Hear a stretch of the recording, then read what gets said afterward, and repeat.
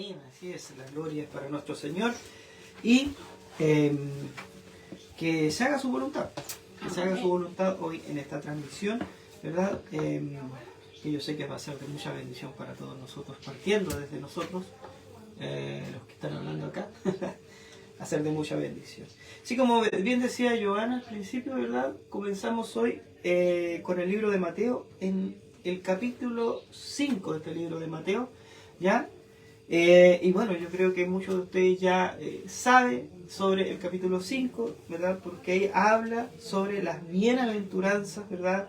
El sermón del monte. Bueno, vemos, ¿cierto? Que cuando estuvimos al principio de al inicio, ¿cierto? De esta secuencia de estudios de los evangelios sinópticos, estuvimos viendo libro por libro cada evangelio. Vimos Mateo, ¿cierto? Marcos, Lucas, de manera general, ¿cierto? Y estábamos viendo que Mateo se caracterizaba especialmente por el tema de los discursos. Este Mateo, el publicano que veíamos que Jesús llama, él sabía cómo seleccionar los temas, cómo ordenarlos, ¿cierto? Y eso lo podemos ver registrado en este evangelio. Y entonces, en él, ¿cierto?, que se caracteriza por estos grandes discursos, uno de los más importantes, por no decir el más importante, es este llamado Sermón del Monte, que abarca, ¿cierto?, desde el capítulo 5, como bien decíamos, ¿cierto?, hasta el capítulo 7. Y bueno, yo creo que a usted le va a sonar, ¿cierto?, algunos subtítulos. Bueno, ahí lo invitamos, ¿cierto?, a que tengan su Biblia en mano y nos puedan acompañar. Ahí se va a encontrar, por ejemplo, dice el Sermón del Monte, habla de las bienaventuranzas, la sal de la tierra, la luz del mundo, Jesús y la ley, Jesús y la ira, Jesús y el adulterio, y así continúa, hermano, ¿cierto? Tesoros en el cielo, Jesús y el ayuno. O sea, tenemos harto material acá, desde el capítulo 5 de este Evangelio de Mateo hasta el 7, hermano, ¿ya? Y este sermón en particular es uno de los más conocidos, ¿ya? Es uno de los más citados del Evangelio de Mateo, ¿cierto? Amén. De hecho, hay una lista impresionante de libros que solamente se limitan a estudiar, ¿cierto?, secciones de este sermón, ¿cierto?, generalmente de las bienaventuranzas, en sí de todo lo que es el Sermón del Monte, ¿ya? Y bueno, también se le llama de otras formas. Claro, ¿cierto? Que también, claro, tiene otro tipo de denominación, claro, también. No solamente se le conoce como el Sermón del Monte. Claro, sino que tenemos 2 o 3, para ser exacto, ¿verdad? Incluso más. Tres denominaciones. Escogimos algunos. Claro, escogimos algunas, pero tenemos 3 denominaciones nosotros acá, que la primera dice que es el discurso inaugural del reino. El discurso inaugural del reino. Y también hay otra denominación que dice el manifiesto del rey. Y por último, la carta magna del reino. ¿Ya? Como podemos ver, se establecen aquí los principios fundamentales del reino de Dios. Claro, por eso que con esos títulos que Pedro estaba mencionando, si usted se dio cuenta, hablaba de reino, de rey, y claro, de un reino obviamente que tiene sus súbditos. Como hemos estado hablando, ¿cierto?, últimamente, hablamos de este reino de Dios. Así ¿ya? es. Que era totalmente diferente a lo que el hombre, ¿cierto?, en ese contexto ideaba, ¿ya?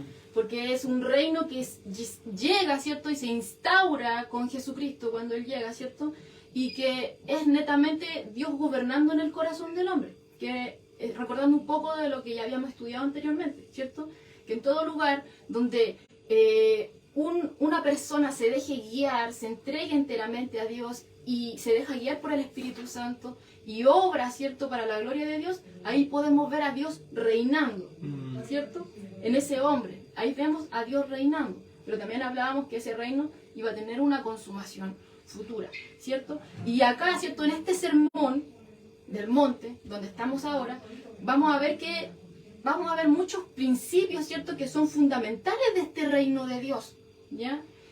Porque en este discurso, hermano, se presenta lo central, la médula, la quintesencia, o sea, se va a sacar, por así decirlo, lo máximo, ¿ya?, de la enseñanza de Jesús referente a este reino de Dios.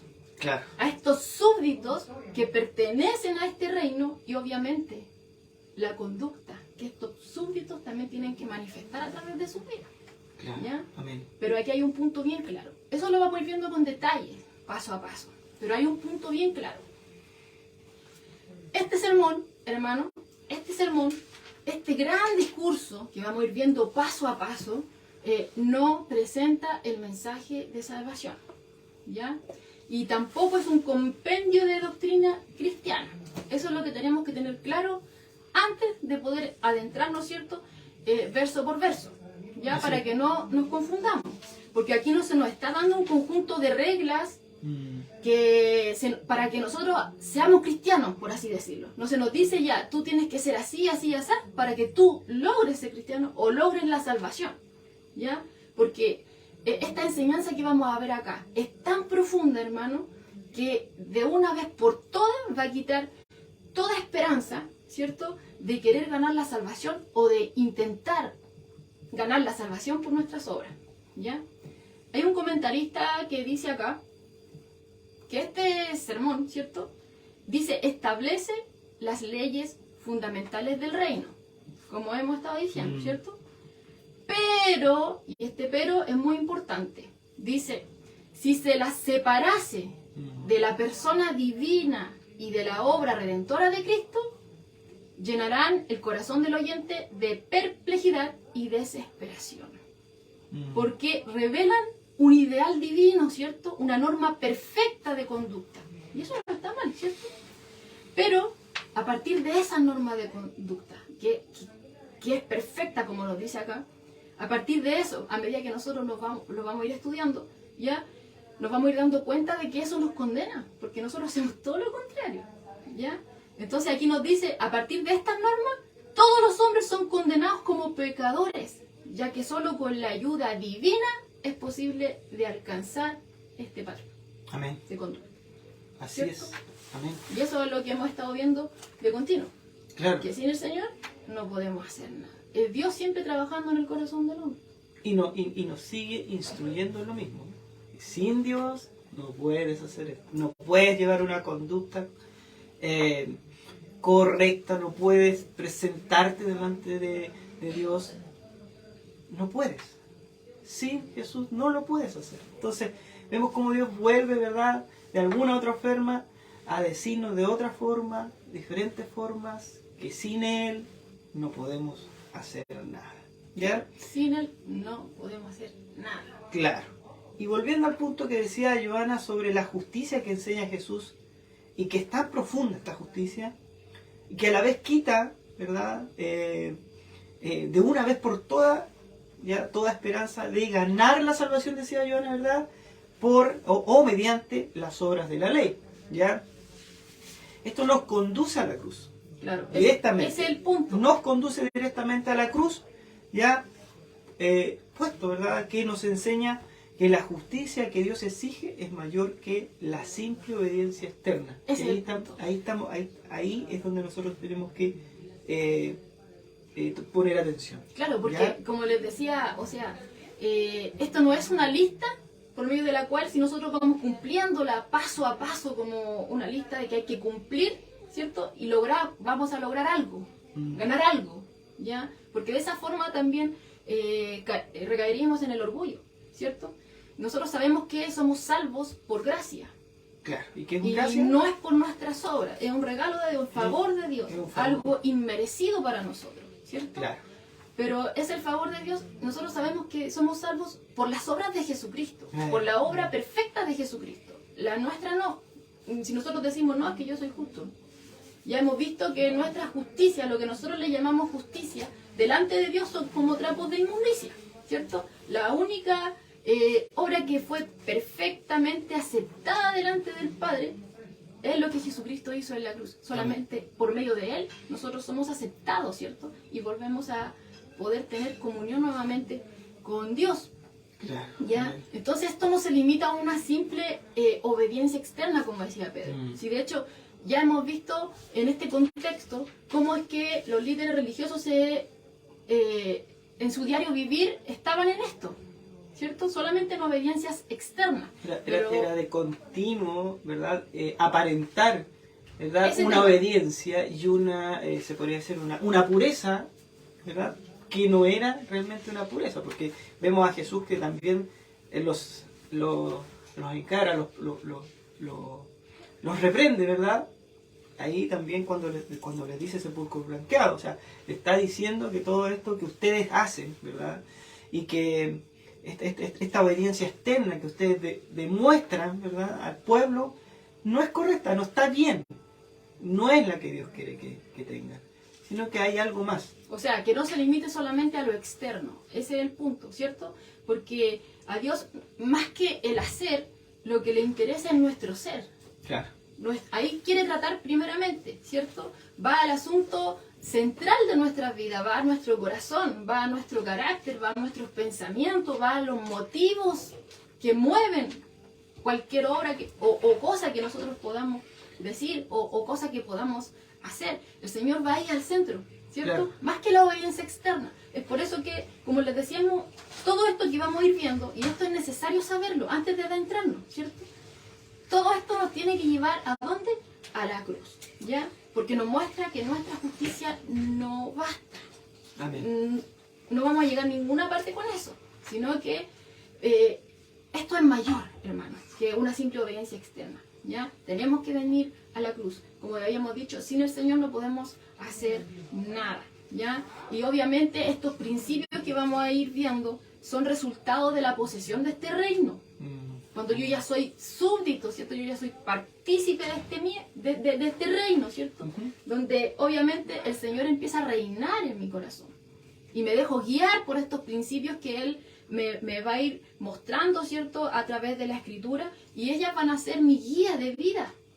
En este peregrinaje, en este mundo, camino al cielo. ¿Ya? Amén. ¿Ya? Y que obviamente es Dios trabajando por medio del Espíritu Santo en el corazón de cada uno de nosotros. Claro. ¿Ya? Que tenemos que tenerlo presente todo esto. Claro, entonces, como podemos ver, volvemos otra vez a lo que hablábamos el martes pasado, si se acuerdan, ¿verdad? Donde Dios quiere reinar o gobernar en el corazón del hombre. Porque esto parte, primeramente, es algo interno. Así es. ¿Ya? Para que luego después sea reflejado externamente, ¿verdad? Porque, bueno, como decían, o sea, por obras cualquiera podría hacer o fingir alguna obra, ¿verdad? Es fácil. Pero cuando Dios dice que Él quiere gobernar en el corazón del hombre, no lo está diciendo porque quiere hacer un, no sé, quiere tomar el control, quiere ser, no, porque ahí es donde está el problema. Ahí es donde está el problema. Y Dios quiere ahí partir de ahí, de ese lugar del corazón del hombre, para que después todo vaya, ¿verdad?, siendo sanado y que se haga para la gloria de Dios. Y que sea, claro, y que se haga para la gloria de Dios y este hombre, ¿verdad?, que se deja instruir y que se deja gobernar por Dios, ¿verdad?, va a comenzar en su vida, ¿verdad?, va a comenzar a tener un comportamiento externo que, como bien decías tú, ¿te acuerdas el martes pasado? Le va a decir, oh, ¿qué tiene él, verdad? Me gustaría ser como él. Él tiene algo, y cuando va a algún lugar, ¿verdad? Dice, algo tiene él, es diferente. Es porque Dios, ¿verdad?, está gobernando la vida de ese hombre o de esa mujer. Claro, y no es algo forzado, si ese es el punto, claro, volvemos a reiterar lo mismo, claro, sino que es algo que fluye, ¿cierto?, de un corazón que ha sido transformado por la gracia de Dios. Claro. ¿Ya? Es por eso que decimos que esto no es una lista que nosotros tenemos que cumplir para lograr un propósito de ganarnos algo, sino que estos principios corresponden a este reino, ¿cierto?, que viene a instaurar Jesús, y que obviamente Él nos tiene que enseñar lo mismo que Él va a hacer acá con sus discípulos en este contexto. Les tiene que enseñar acerca de esto, ¿ya?, para que toda idea errónea sea echado fuera, ¿cierto? Todo aquello que se aprendió en lo religioso, todo aquello que nosotros aprendimos, ¿cierto?, mantenemos del mundo para afuera, y solamente nos rijamos, ¿cierto?, por lo que el Señor nos está diciendo. Él nos tiene que instruir, ¿cierto? Y en esa instrucción obviamente no se queda solamente ahí, como un mero conocimiento. El Señor no nos dice las cosas para que solamente lo aprendamos de memoria, sino que para que alumbre nuestro caminar. Como les decía, o sea, es la guía de conducta de aquel que pertenece a este reino, en este mundo, ¿cierto?, camino al cielo, en este peregrinaje, en la forma de conducta, de aquellos que pertenecen a y todo esto viene con este plan de salvación de Dios. De hecho, de ahí inicia todo. Ahí inicia todo, este Sí, plan de salvación, o la gracia, ¿verdad? Que Dios, Por medio de la gracia. claro, que la gracia nos da, claro, por medio de su Hijo Jesucristo, ¿verdad? Por nuestro Señor, ¿verdad? Viene todo esto, viene todo se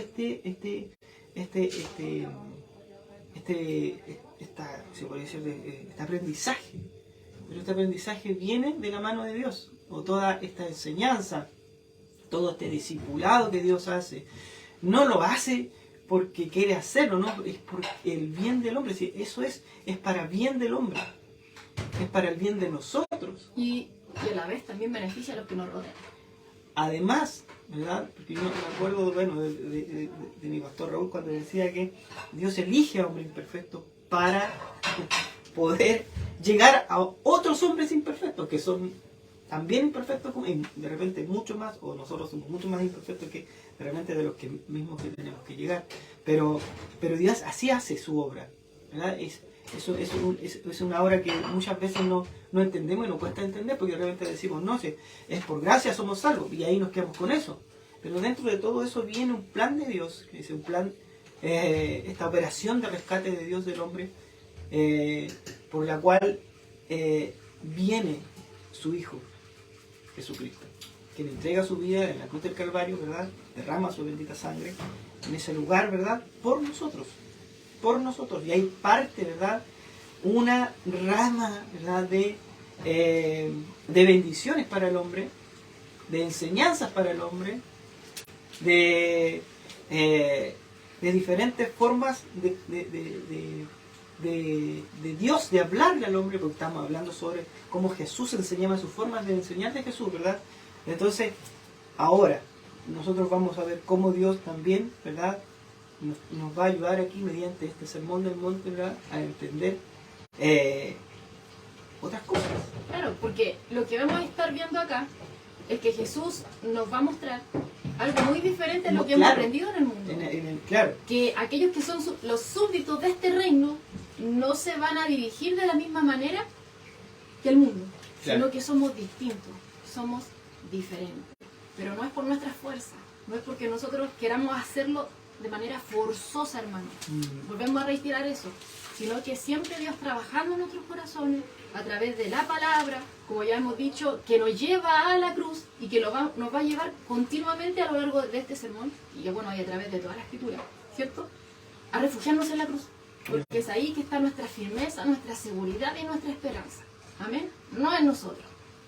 Ahora, habiendo entendido esto, ya, para que no comprendamos, ¿cierto?, erróneamente lo que se va a exponer, como les dijimos al principio, vamos a ir paso a paso, ¿ya? Y lo primero que tenemos que entender es que este discurso, como lo vemos acá en el versículo 1, para aquellos que se vienen incorporando, estamos en el Sermón del Monte, Mateo capítulo 5, ¿ya? Y en el verso 1 de este capítulo 5 dice así: viendo la multitud, ¿quién? Jesús.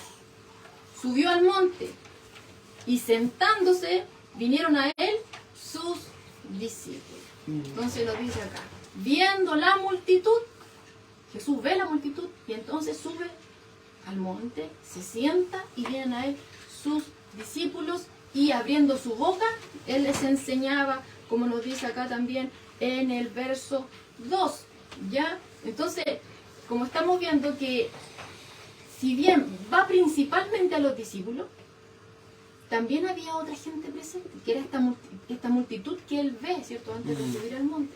Esta multitud estaba al principio, recordemos que a Jesús lo seguía mucha gente, ¿cierto? Y había mucha gente también ahí. Multitud. ¿Ya? Había una multitud. ¿Ya? No se nos dice cuánto, pero una multitud. ¿Ya? Es una multitud. Y esta multitud que estaba al principio también está hasta el final de este sermón. ¿Ya? Que corroborémoslo. Mateo 7:28. Mateo 7:28. Dice así: y cuando terminó Jesús estas palabras, ¿qué palabras? Las de este discurso. Dice, la gente se admiraba de su doctrina. Esta gente, los que estaban ahí, aparte de sus discípulos, ¿cierto?, que él había escogido, ¿ya? Entonces, podemos entender, ¿cierto?, que aunque principalmente se dirige, ¿cierto?, va dirigido este sermón a sus discípulos, ¿ya? También había presente ahí una multitud, había otra gente al principio y al final, ¿cierto?, de este sermón, ¿ya? Ahora, como nos damos cuenta, el texto nos va indicando que Jesús ve las multitudes y las deja atrás de cierta forma para enfocarse, ¿cierto?, en este pequeño grupo de discípulos, ¿ya?, para específicamente enseñarles a ellos. Obviamente les tenía que instruir, ¿ya?, acerca de todas estas cosas, ¿ya? Y lo más probable es que se forma un semicírculo alrededor de Jesús, porque como nos dice el texto, que Él se sienta, y ellos, ¿cierto?, se acercan a Él, y Él comienza, ¿cierto?, a enseñarles. Entonces, probablemente ellos forman un semicírculo, ¿cierto?, alrededor de Jesús, y detrás de ellos, ¿cierto?, lo más probable es que estaban estas multitudes, ¿cierto?, prestando oído a lo que Él estaba diciendo también. Porque era normal, ¿cierto?, que el maestro o rabí, ¿cierto?, se sentase mientras está enseñando, ¿ya? Luego, la otra vez cuando decían que era una falta de respeto estar sentado cuando se enseña la palabra, un tiempo atrás. Claro. Pero no.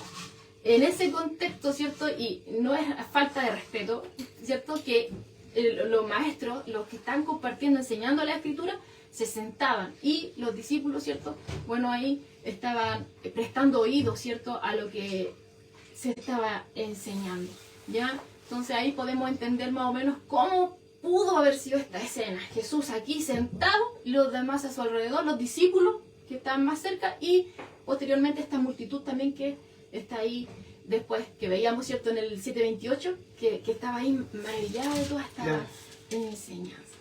Bueno, ahora, lo más seguro es que Jesús, luego de haber escogido a estos 12, ¿cierto?, es que Él, ¿cierto?, los lleva a este lugar tranquilo, a una de las colinas, ¿cierto?, más próximas a Capernaum. Aquí hay un dilema, ¿ya? Porque usted sabe que el hombre no se conforma tan solo con que le digan que era un monte, no, quieren saber qué monte era. ¿Cómo era? Si era ¿Qué grande, monte era? chico. La escritura nos dice solamente un monte, no nos dice más, ¿ya? Pero, bueno, el hombre siempre quiere saber más.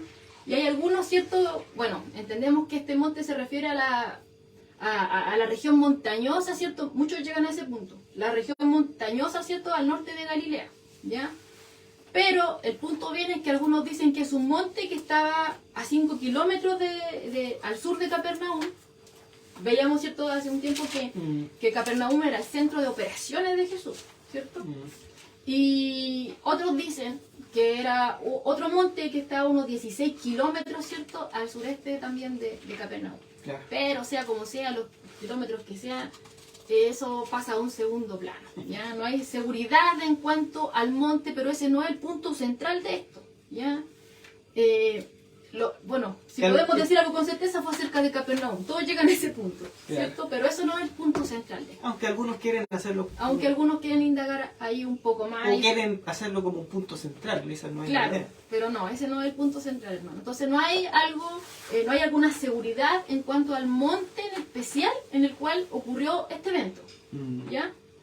Pero lo que es importante y que hemos estado viendo, que Jesús, si bien Él enseñaba, predicaba y sanaba, el que aparece en primer lugar, ¿cierto?, era el tema de la enseñanza, y lo hemos estado viendo. Es por eso que muchos le decían maestro, porque Él enseñaba. Y entonces Él aquí lo que quiere es enseñarles a sus discípulos en cuanto a este carácter de este reino de Dios, ¿ya? Porque ¿cómo han de anunciar algo que no saben? Es por eso que lo primero que tienen que tener es la instrucción. Ellos tienen que ser instruidos, ¿cierto?, acerca de este mensaje, de cómo es este reino de Dios, ¿ya? Tienen para que después ellos puedan anunciar, ¿cierto?, de manera correcta el mensaje que Cristo les va a dar, ¿cierto?, como tarea de que tienen que compartir más adelante, ¿cierto? Entonces, lo primero es lo primero. Tienen que, primero, comprender. Tienen que ellos primero entender, ¿cierto?, lo que es la naturaleza de este reino antes de poder ir a compartirla. Claro. Primero tienen que entenderla. Y como orábamos al requisito. principio, Es un requisito. claro, primero entenderla, uno, principalmente, ¿cierto? Porque ¿cómo voy a compartir algo que yo ni siquiera yo mismo entiendo? No. Primero tenemos que ser instruidos con respecto a esto, tenemos que entenderlo nosotros mismos, ¿cierto? Y no solamente en eso, porque la palabra de Dios no nos llama solamente a tener un conocimiento intelectual solamente, sino que nos lleva a que en el entendimiento que vamos adquiriendo de la Escritura, nosotros vayamos siendo transformados.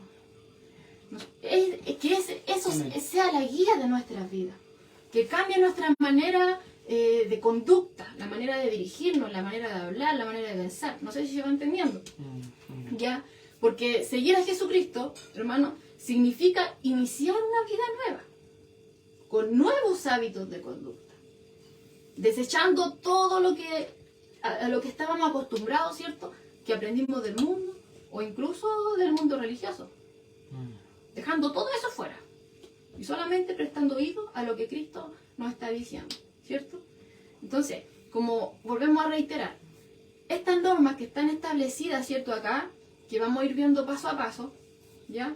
Fueron proporcionadas ¿para qué? Para guiarnos, para guiar a todos los creyentes, hermanos, en su viaje de esta vida terrenal hacia el cielo. Entonces, estas enseñanzas también son para nosotros, ¿ya? Amén. Y no podemos soslayar ninguna de las grandes exigencias que aquí aparecen, ¿ya?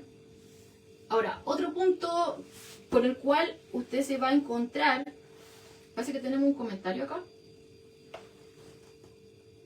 Sí, dice nuestra pastora, este sermón o discurso es la base de los requisitos que los súbditos deben seguir. Es como los deberes impuestos por el rey que gobierna. Son deberes muy elevados que solo con la ayuda del rey se pueden cumplir.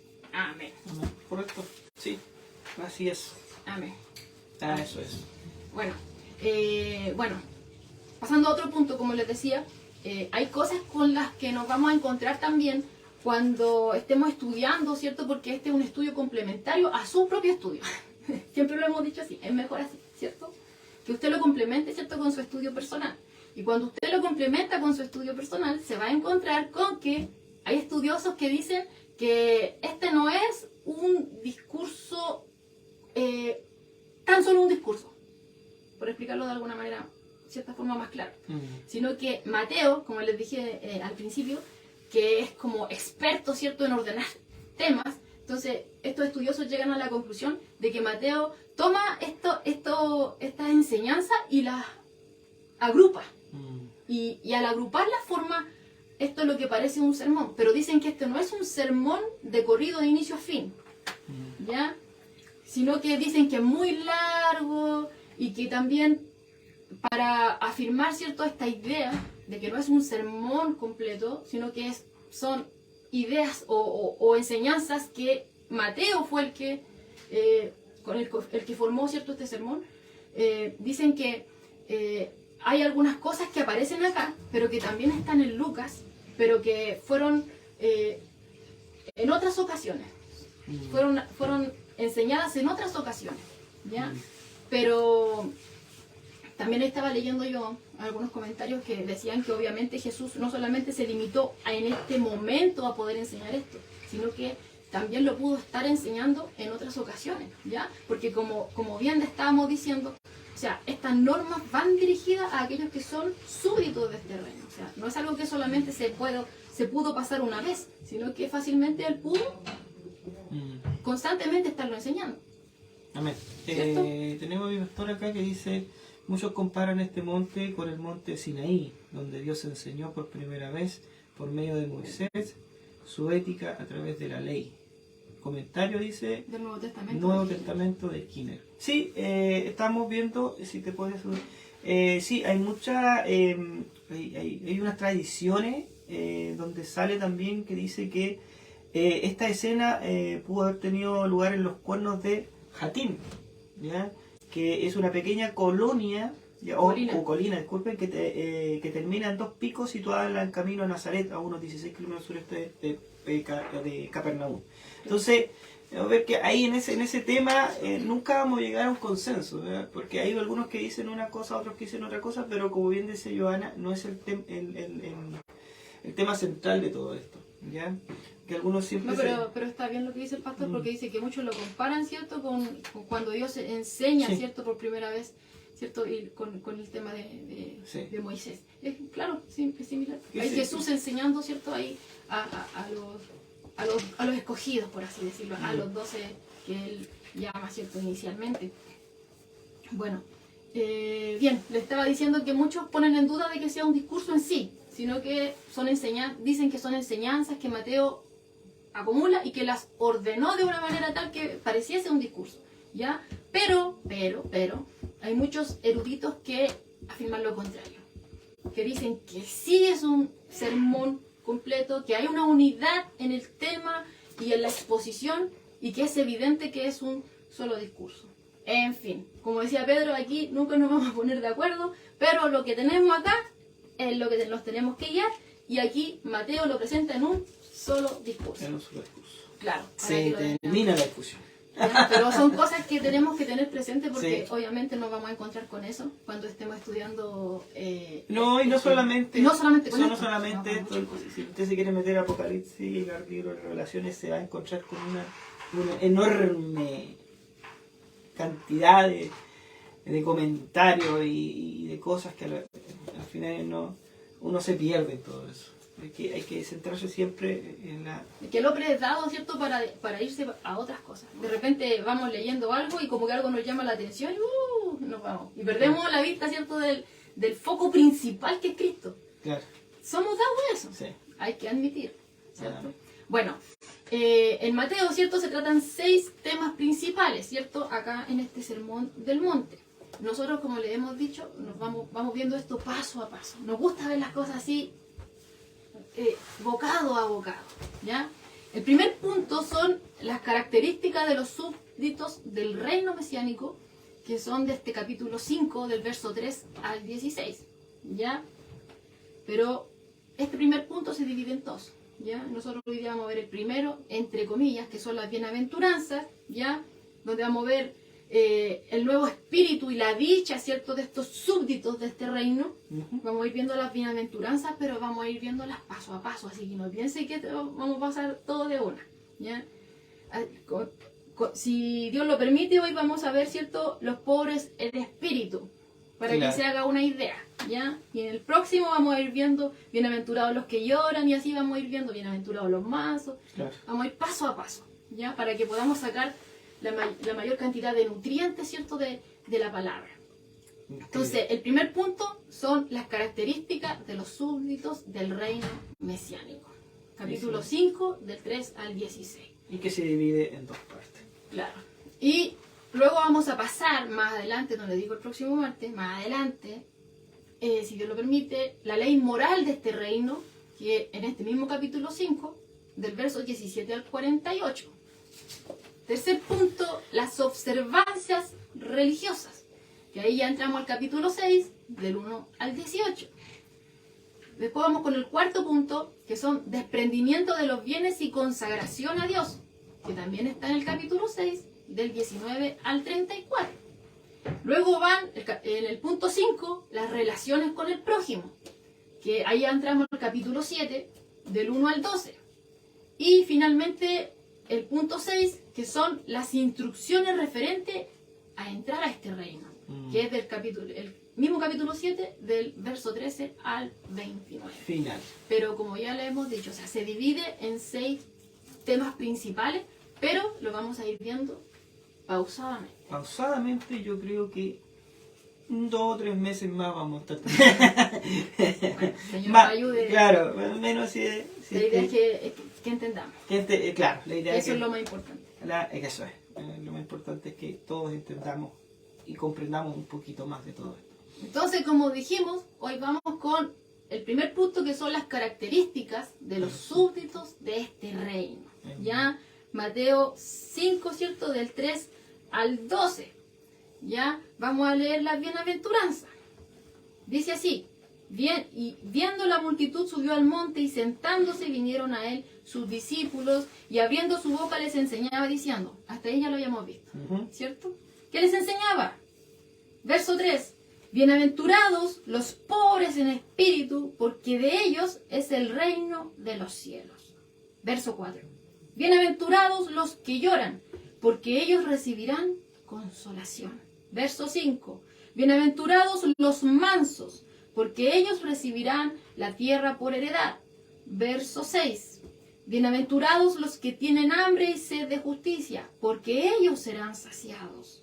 Verso 7, bienaventurados los misericordiosos, porque ellos alcanzarán misericordia. Verso 8, bienaventurados los de limpio corazón, porque ellos verán a Dios. Verso 9, bienaventurados los pacificadores, porque ellos serán llamados hijos de Dios. Verso 10, bienaventurados los que padecen persecución por causa de la justicia, porque de ellos es el reino de los cielos. Verso 11, bienaventurados sois cuando por mi causa os vituperen y os persigan y digan toda clase de mal contra vosotros mintiendo. Gozaos y alegraos, dice el 12, porque vuestro galardón es grande en los cielos, porque así persiguieron a los profetas que fueron antes de vosotros. Amén. Amén. Entonces, así, dando lectura a esto, que entramos, ¿cierto?, a este punto que es las características de los súbditos del reino. Como volvemos a recalcar, no lo vamos a ver todo ahora. Vamos a ir paso a paso. Paso a paso. Dijimos que este primer punto se dividía en dos, y el primero de ellos es el nuevo espíritu y la dicha de los súbditos, que abarca esta porción que acabamos de leer, que es del 3 al 12, ¿ya? Donde veíamos las bienaventuras. Bueno, de cierta forma Jesús pronuncia, ¿cierto?, estas bienaventuranzas para corregir estas ilusiones, ¿cierto?, de sus seguidores, referente, ¿cierto?, a la naturaleza de este reino y a las características de los súbditos, ¿ya? Porque recordemos, hermano, que este pueblo, en este contexto, se encontraba bajo el yugo de Roma. Ellos estaban siendo oprimidos por los romanos. Ellos no estaban contentos con esto. Ellos anhelaban esta liberación. Recordemos que ellos tenían su esperanza en estas glorias pasadas, cuando Dios los libertó por medio de Moisés, cuando Dios se manifestó a través de los padres, ¿cierto?, de los profetas, y se hablaron también muchas profecías que ellos estaban anhelando que se cumplieran.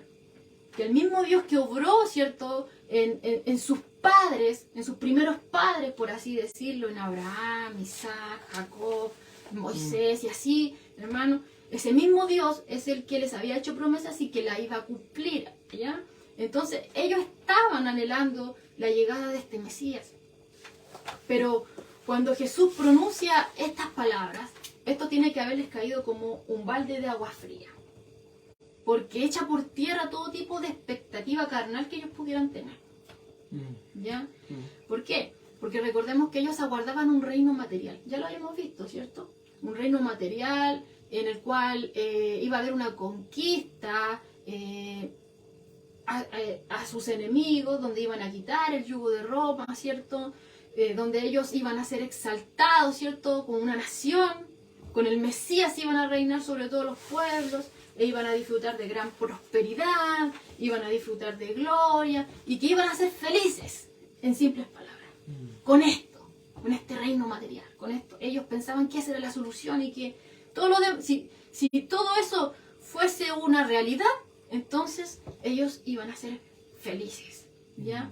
Pero en contraste a esa idea, se encuentran con un Cristo, con un Jesús, con un Mesías que presenta algo totalmente opuesta a la idea que ellos tenían, ¿ya?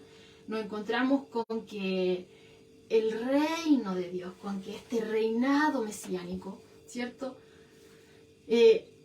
estos que van a ser felices, estos súbditos felices, ¿cierto?, no son los poderosos, no son los que tienen todo el poder y que pueden hacer y deshacer como quieran, no son los pudientes, los que pueden hacer lo que quieran, cuando quieran y como quieran, gozar de los deleites de este mundo, ¿cierto?, a su parecer y en el momento que ellos quieran. ¿cierto? No son los autosuficientes, aquellos que confían en sus propias capacidades. Los que no necesitan de nadie, que dicen porque todo lo logran por su fuerza y que todo lo lograron por su esfuerzo, ¿no? Ni tampoco los aplaudidos, que es lo mucho también que hoy día les gusta a la gente, ser reconocido, ser aplaudido, tener un nombre, ¿cierto?, en este mundo. No. Se encuentran con que Jesús señala que los que son felices no son los que tienen la idea que ellos tenían, o la idea que el mundo nos da, sino que más bien, como acabamos de leer en estas bienaventuranzas, que parten con los pobres en espíritu. Bienaventurados los humildes, bienaventurados los que están acongojados, los compasivos, ¿cierto? Los que reconcilian a los que se pelean, los que son perseguidos por causa de Cristo. Se encuentran con todo esto, ¿cierto? Entonces, vemos acá que esta palabra, bueno, ya se ha visto también esta palabra, bienaventurados, que son felices, ¿cierto? Muy felices, ¿ya? Pero hay... Felices, muy felices. Felices, muy felices, ¿cierto? Pero, bueno, hay muchos, ¿cierto?, que tienen la esperanza en este mundo de ser felices. Todos anhelan ser felices, todos quieren ser felices, no quieren pasar por momentos tristes. Y hoy realmente muchos piensan que quizás eso es solo una ilusión, algo producto de una imaginación, un sueño, ¿cierto?, que el hombre tiene de poder tener la felicidad en medio de este mundo que está totalmente corrompido, en donde podemos oír en la radio, ¿cierto?, que pasan situaciones complejas día a día, podemos entrar en redes sociales y ver que todos los días gente muere, gente que está con diversas enfermedades, gente que está siendo asaltada en la misma puerta de su casa, o incluso que están durmiendo y entra gente en cualquier momento, que puede estar uno tranquilo en su casa y de repente le llega un balazo, ¿cierto?, y sin siquiera salir de su hogar. Basta con encender las noticias y nos enteramos de todas esas cosas, ¿cierto? Entonces, para algunos, el tema de la felicidad es como una ilusión, ¿ya? Pero aquí, en este sermón del monte, Jesús nos quiere mostrar de que la felicidad es posible, aún en medio de este mundo que está corrompido por el pecado. ¿Ya? Aún en medio de este mundo que está corrompido por el pecado, hermano. Muchos dicen, no, si yo voy a ser feliz si me caso. O algunos, no, si yo encuentro la idónea, ahí sí que voy a ser feliz. No, si yo encuentro este trabajo, si lo obtengo, ahí sí que voy a ser feliz. Pero cuando lo obtenga, ahí va a darse cuenta de que eso ya, esa felicidad ya está bien, está feliz, contento. Pero es algo que las circunstancias, tan solo con que se muevan las circunstancias, que no se nos remezca el piso, ¿cierto? Y ya todo cambia. No, si yo voy a ser feliz si logro tener tantos millones, si yo soy millonario, ahí sí que voy a ser feliz. Pero es solamente una idea que es errónea, porque todas las cosas que están en este mundo, hermanos, se van a desvanecer. Son cosas limitadas, pero la felicidad que nos habla acá el Señor es una felicidad que está por encima de todas estas ideas que el mundo nos da. ¿Ya? Por ejemplo, el mundo nos dice felices, bienaventurados. ¿Quiénes? Los que alcanzaron riquezas, los que alcanzaron honor, los que alcanzaron prestigio, ¿cierto? Los que han llegado a ser alguien. Bienaventurados los que disfrutan estos placeres, ¿cierto? Los que hacen valer sus derechos hoy en día, que está muy de moda. Bienaventurados los que no se dejan pisotear por nadie, ¿ya? Pero Jesús dice todo lo contrario. Los pobres en espíritu, los que lloran, los mansos, ¿cierto? Totalmente opuesto. ¿Alguien está aquí en error? ¿Qué será, el mundo o Jesús? Porque si decimos, ¿cierto?, que esto está bien, que felices, muy felices seremos si obtenemos algo de este mundo, estamos totalmente en opuesto, ¿cierto?, a lo que Jesús nos está presentando acá. Aquí hay alguien que está en error. Claro. O es Jesús, o es el mundo. Si digo yo que el mundo tiene la razón, estoy diciendo que Jesús está mintiendo. Así que ahí tenemos que estarnos preguntando y que el Señor nos ayude, hermano. Lo que Cristo nos quiere presentar acá es que nos quiere dejar evidencia, hermano, de que en este mundo jamás vamos a encontrar esta verdadera felicidad, esta bienaventuranza. En el mundo no la vamos a encontrar. Y nos está dejando también en evidencia de que nosotros como cristianos somos totalmente diferentes a cómo el mundo se dirige. Somos diferentes en lo que anhelamos, somos diferentes, ¿cierto?, en lo que hacemos, en lo que pensamos, en la forma en que hablamos, somos diferentes en nuestro comportamiento, somos diferentes. Y eso es lo que vamos a estar viendo, ¿cierto?, a medida que vamos avanzando. Bueno, entonces vamos viendo que esta palabra de bienaventurado, ¿cierto?, de felicidad, ¿ya? Como les decíamos, Jesús nos dice que es posible en medio de este mundo, ¿ya? Y hay dos términos, hermanos, que son del original, del griego, ¿cierto?, que se traducen como bienaventurado. La primera es la palabra Makarios, que es la que se usa justamente en este texto. Y este nos habla de una condición interna, nos habla de una felicidad interna, ¿ya? Que nos muestra como un tipo de felicidad que está sumamente elevada, ¿ya? Que no es como natural, no es nuestra, ¿ya? Es algo interno que Dios produce en nosotros, para que lo tengamos. Aquellos que han gozado del favor de Dios tienen esta felicidad interna. Amén. Y por otro lado, a diferencia de esta, tenemos la otra palabra, ¿cierto?, que es eulogémenos, ¿ya?, que denota una felicidad que viene a nosotros de manera externa. Pero la que estamos hablando acá es una felicidad interna, ¿ya? Entonces, es una felicidad que el discípulo posee dentro de sí. Es una felicidad que tiene aquel, ¿cierto?, que ha disfrutado de la gracia de Dios, del favor de Dios. Yo me quedo con lo que tú hablabas sobre, ¿verdad?, lo que Dios, o lo que el Señor, ¿verdad?, viene a entregarle a estos discípulos, que es algo opuesto a lo que ellos esperaban, ¿verdad? Y ahí lo podemos ver que sí, claramente ellos esperaban, ¿verdad?, algo material, ¿verdad? Algo visible. Algo visible. Claro. Y tú lo llevaste al tiempo de ahora, de nuestros tiempos, y sigue pasando. Y ahora sigue pasando mucho, con mucha más, se podría decir, con mucha más gente, de que a mí Dios no me sirve, porque Dios a mí no me da, ¿verdad?, esa alegría material. A mí no me sirve, porque Dios a mí me está diciendo que yo no voy a ser feliz, ¿verdad? Si soy, no sé, soy un pobre en espíritu. Si soy un pobre, Dios me está diciendo yo voy a ser feliz. Y me está diciendo que soy feliz y voy a llorar.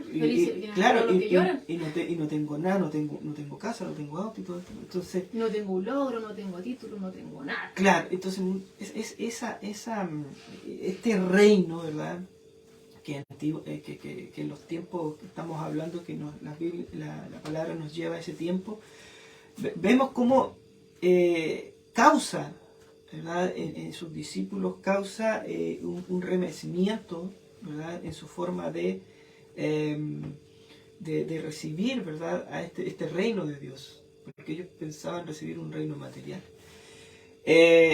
Actualmente vemos que hay mucha gente, ¿verdad?, que quiere escuchar todavía esto, que quiere ver que sí, que antiguamente, ¿verdad?, el pueblo de Dios no escuchaba a Jesús porque Jesús venía y decía algo que ellos no querían, ellos no necesitaban eso, o a lo mejor querían otra cosa, y ahora igual hay cristianos que no quieren recibir, ¿verdad?, lo que Dios realmente quiere enseñarles o quiere decirles sobre su reino, sino que prefieren, ¿verdad?, estas cosas que tú decías recién, estas cosas pasajeras, estas emociones, que podríamos decir, que el mundo le encanta vivir de emociones, le encanta vivir con cosas emocionales, ¿verdad?, que los llevan a una éxtasis por un momento, claro, y después desaparece. Claro, cuando ya se logra, se esfuma. Se esfuma. O sea, ya yo terminé mi universidad, ya soy exitoso. ¿Ahora qué sigue? Ahora tengo que tener una colección de autos. Perfecto.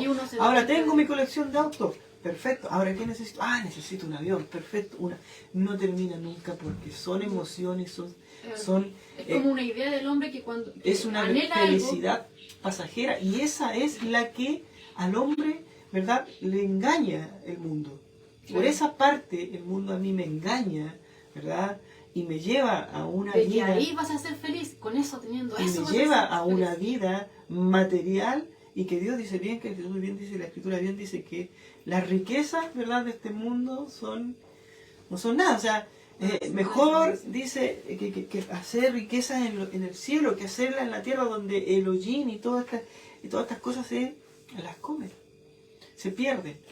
Entonces, podemos ver cómo de alguna de alguna otra forma está nuevamente enseñándonos que estamos en este mundo, pero no pertenecemos a este mundo, y como no pertenecemos, pero estamos en este mundo, tenemos que tener cuidado con este mundo, porque este mundo a mí me va a querer cambiar.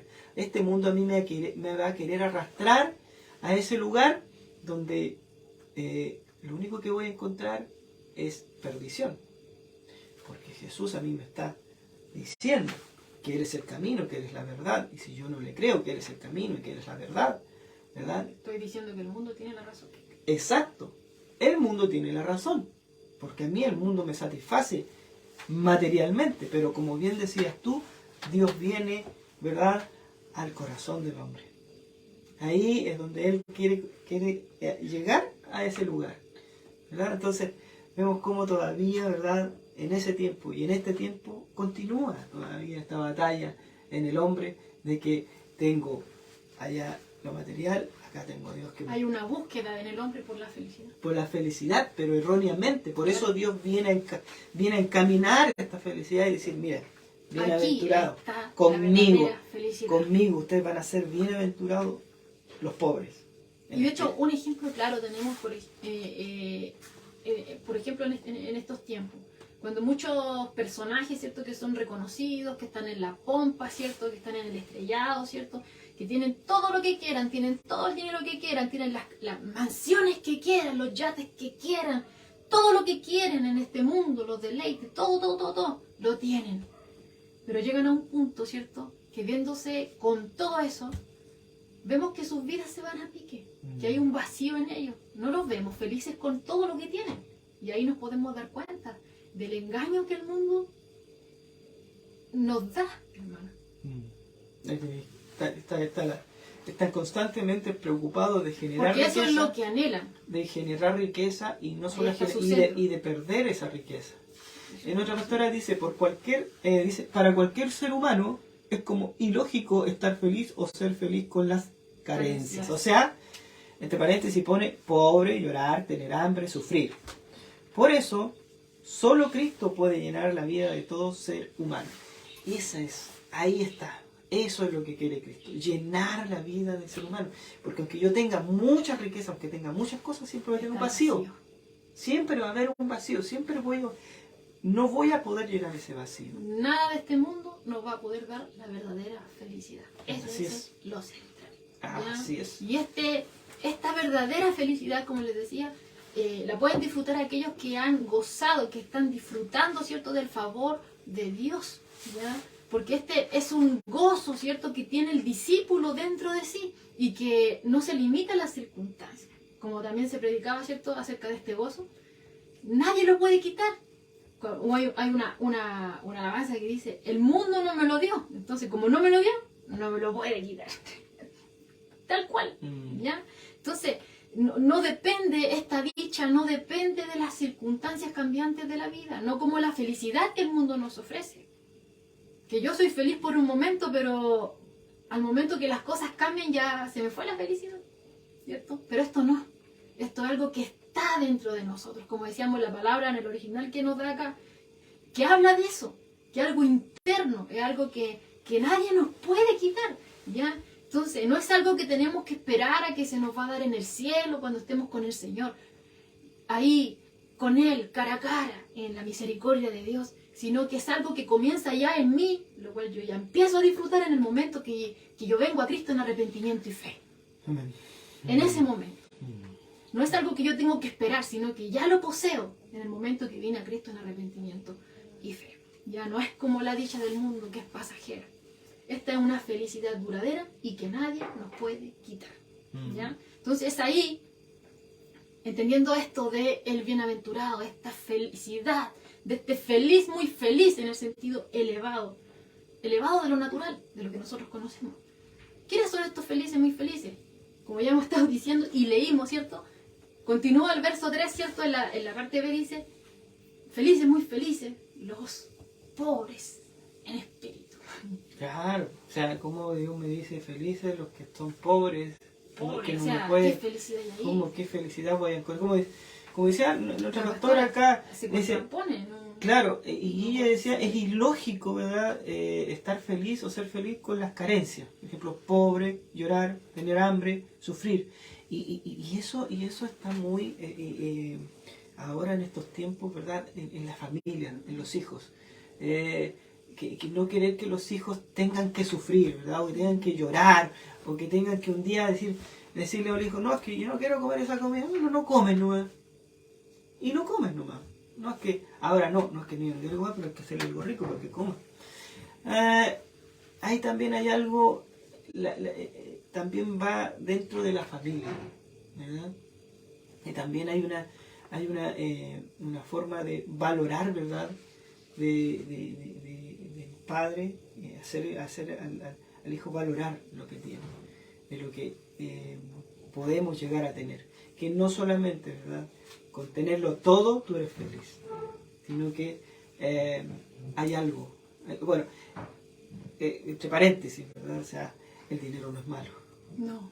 El dinero el no amor es al dinero. Es el amor al dinero. A eso vamos. Porque no es malo, ¿cierto? Tener estudio, no es malo. No es malo. No, el tema es cuando nosotros tenemos en esas cosas nuestra esperanza. Claro. Ahí es el problema. Entonces, ahí vemos cómo el corazón del hombre, el pecado del hombre, ¿verdad? Me hace ver lo bueno, yo lo puedo transformar en malo, siendo pecador, ¿verdad? Porque mi pecaminosidad, ¿verdad? Mi corazón pecaminoso hace que todo lo que yo, ¿verdad?, tenga en mis manos lo convierta en malo. Porque somos dados para torcer todo. Para torcer todo, sí. Echar a perder las Sí, cosas. sí, incluso hasta las mismas palabras muchas veces la han torcido para su conveniencia. Entonces, podemos ver que todo en las manos de alguien que no está en Cristo, de una persona, de un hombre, ¿verdad?, que no quiere entregar la vida, que no quiere dejar que Dios gobierne su vida, es lo más probable que termine, ¿verdad?, en el mundo, desviado, haciendo su voluntad y no la voluntad de Dios. Amén. Y aún haciendo su propia voluntad, se da cuenta de que realmente está devastado. Porque perdido. Ya toca fondo. Toca fondo. Así es. Bueno, entonces decíamos bienaventurados, ¿quiénes? Los que les va bien, los que han alcanzado la gloria en este mundo, los que han llegado al estrellado, los que tienen un renombre aquí, los que son influencers hoy en día. No, sino que nos dice los pobres en espíritu. Bueno, el texto paralelo, ¿cierto?, en Lucas, específicamente en el capítulo 6, verso 20, omite la palabra en espíritu. Aquí en Mateo dice los pobres en espíritu, ¿ya? Pero en Lucas dice solamente los pobres. Dice así Lucas 6:20. Y alzando los ojos hacia sus discípulos decía, bienaventurados vosotros los pobres, porque vuestro es el reino de Dios. Pero tenemos que entender que se refiere a lo mismo de Mateo. ¿Ya? Solamente que Lucas lo presenta de forma más breve. ¿Ya? Bienaventurados los pobres. ¿Ya?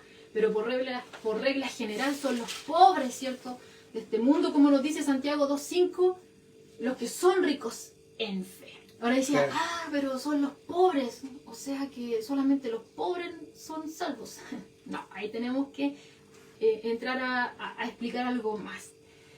Mateo no está hablando de la pobreza material, porque si estuviésemos hablando de que solamente aquellos que tienen carencias materiales, estaríamos diciendo que solamente aquellos que son carencias materiales los que van a ser salvos, y no los ricos.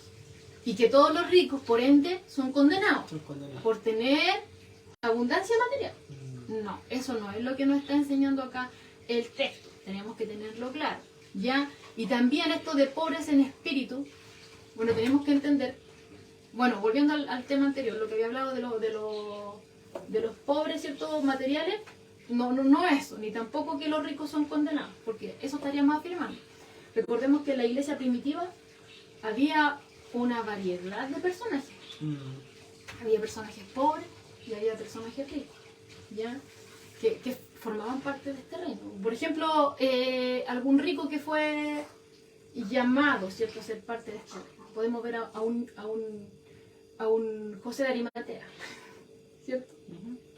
Más adelante, ¿cierto?, podemos ver, bueno, que el Señor llama a una infinidad de hombres, ¿cierto?, y que Él los usa a todos para su gloria. De hecho, Pablo en su primera carta a Timoteo le dice a los ricos, le dice a Timoteo, manda que no sean altivos. Y aquí va el punto que habíamos hablado anteriormente. No es malo, ¿cierto?, tener, ¿ya? Pero aquí lo deja claro, aquí Pablo, ¿cierto?, a Timoteo, a los ricos manda que no sean altivos y que no pongan su confianza en las riquezas, las cuales son inciertas. Así es. En esta vida da muchas vueltas, no sabemos cómo vamos a estar mañana, un año más, no lo sabemos.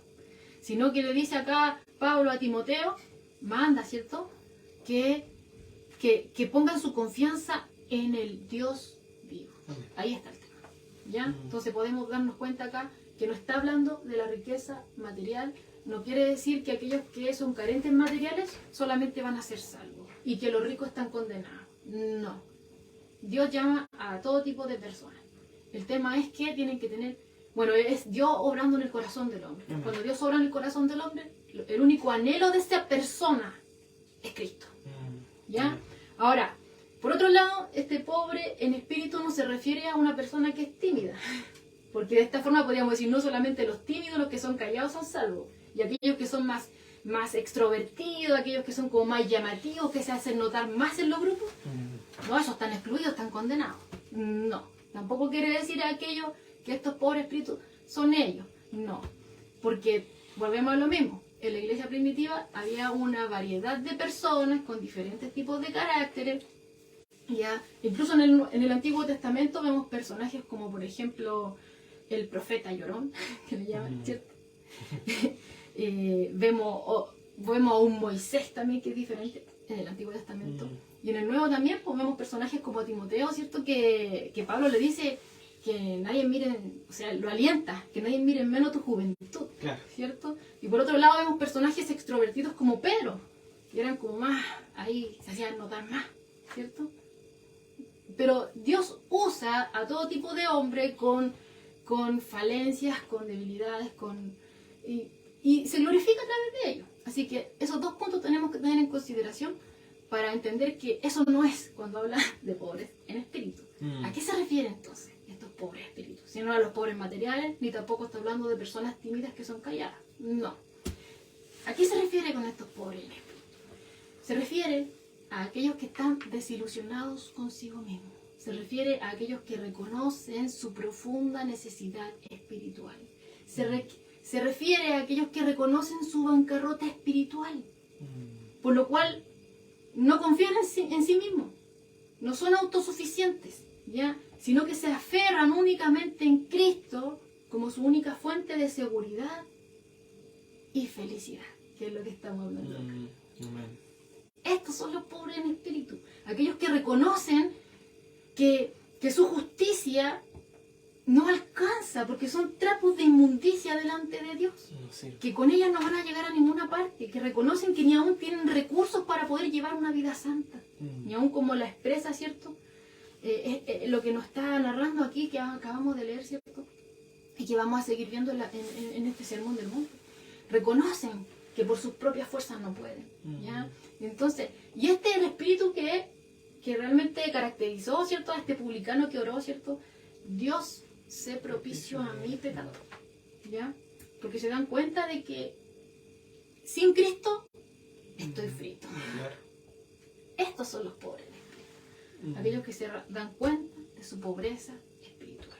Aquellos que se dan cuenta de que están en problemas, que una vez que oyen el mensaje y se dan cuenta de que la paga del pecado es muerte y de que por todos lados la Escritura me apunta que soy un pecador y que estoy en problemas, que necesito un Salvador, y veo a Cristo, el único camino, la verdad y la vida, y vengo a Él en arrepentimiento y fe y rindo mi vida a Él, aquellos son pobres en espíritu, ¿cierto? Que saben que ahí, en Cristo, hay seguridad y felicidad, como acabamos de leer, ¿cierto?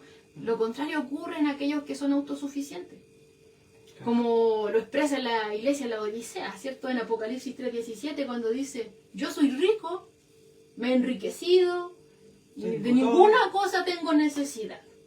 No necesito de nadie, tengo mis capacidades, tengo todo lo que quiero tener, todo lo logré por mí. Estoy listo. Estoy listo. Tengo hasta un seguro de vida, tengo tanto dinero en el banco, estoy asegurado.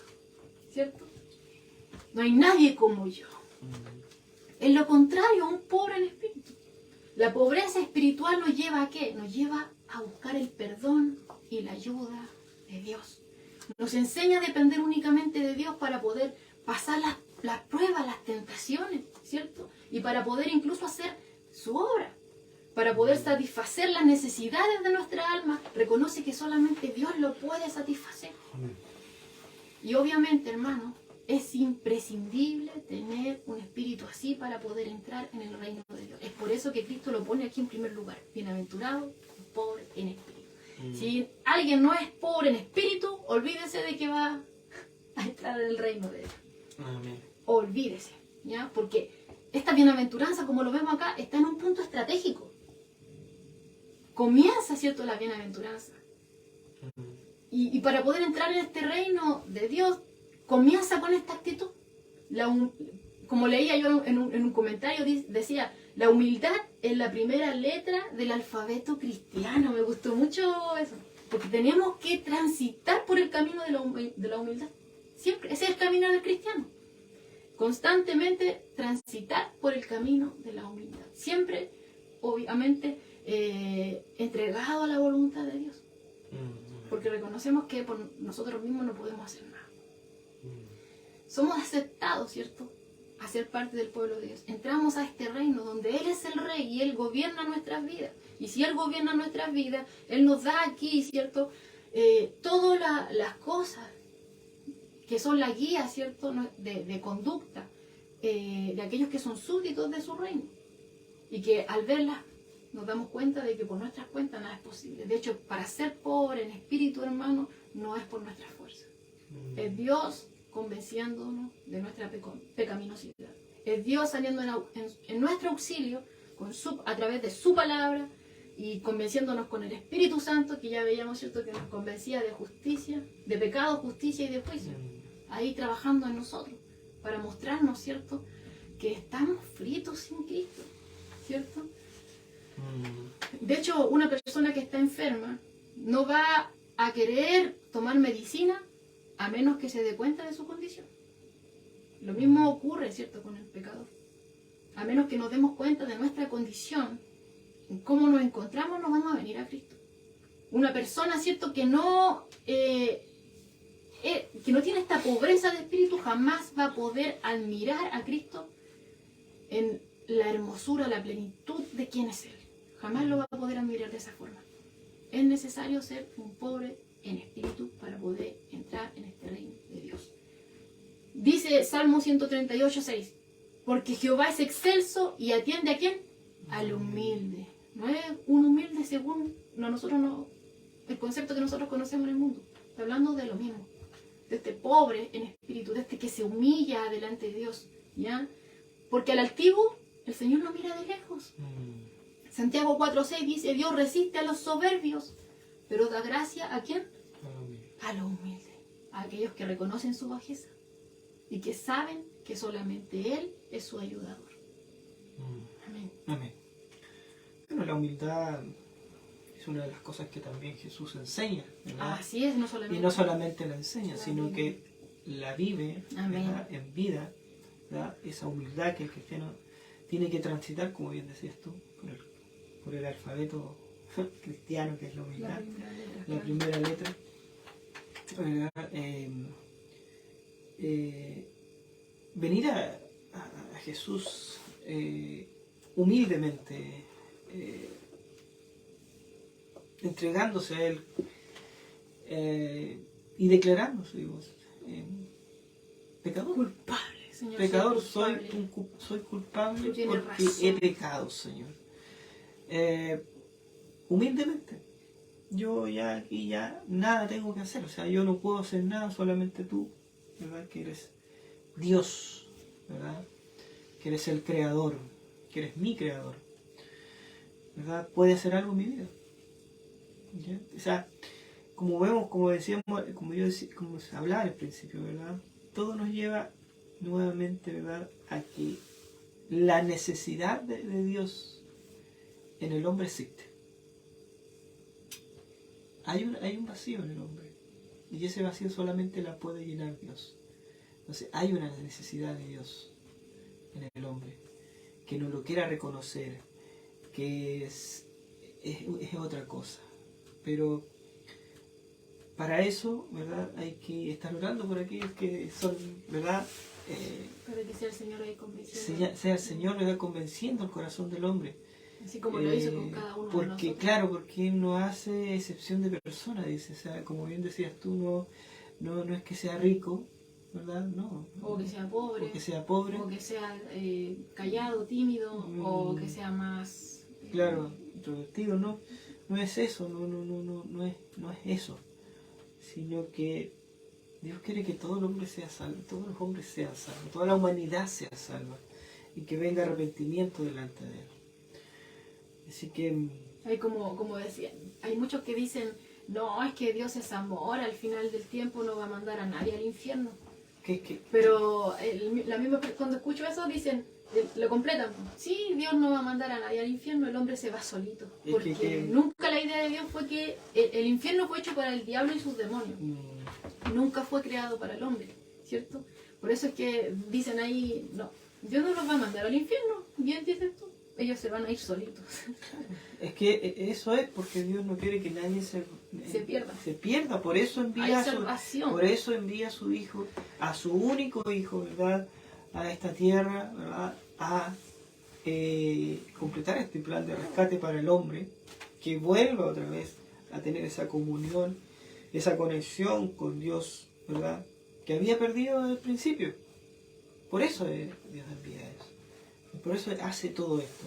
Envía a su Hijo, Jesucristo viene como Señor, como Salvador, ¿verdad? Tenemos a Jesucristo, ¿verdad? Todavía las puertas están abiertas para que nos arrepentamos, para que lo reconozcamos, para que lo busquemos, para que lo alabemos, para que ensalcemos su nombre en cada momento. Ya no hay, ¿verdad?, una excusa, nada para decir, no, es que no fui al templo, poniéndome en el tiempo de los discípulos cuando tenían que ir al templo. Ya nadie me dice, no, tengo que ir, no pude ir al templo. No, ahora en cualquier lugar usted puede buscar a Dios, en cualquier momento. Un corazón contrito y humillado, el Señor no lo desprecia. Así que, bueno, el Señor sea bendiciendo sus vidas, ¿verdad? Esperando que, bueno, todo esto que hoy se expuso se haya entendido primeramente, que haya sido de mucha bendición para su vida, y que entendamos que Dios quiere, ¿verdad?, gobernar la vida del hombre, porque sin Dios en nuestro corazón nada vamos a poder ser. No vamos a poder reconocernos como pecador, no vamos a poder decir somos pobres en espíritu. No podemos, solo no podemos. Necesitamos a Dios en nuestra vida, porque Él es el que nos convence de pecado. Él es el que ¿verdad?, nos levanta, nos ayuda, ¿verdad? Y no hay que estar ¿verdad?, luchando contra Él. Y hay que dejar que el Señor haga en nuestras vidas. Amén. Vamos a estar orando entonces, vamos a ver si hay alguna petición de oración aquí en nuestro... No hay ninguna. Ya. No tenemos ninguna petición en comentario, no, nuestros pastores están están hoy día nuestros pastores. ¿Ah? Están atentos hoy día, ¿eh? Eso me gusta que manden comentarios. Así que vamos a orar, oramos para que, le invito hermanos para que estemos orando para dar término a esta transmisión. Padre, seguimos delante de tu presencia en este día martes, ya tarde noche, Señor, dándote las gracias, dándote la gloria y la honra a ti por tu palabra, por tu enseñanza, por lo que tú quieres, Señor, que nosotros aprendamos y sepamos, Señor, la condición en la que nos encontramos.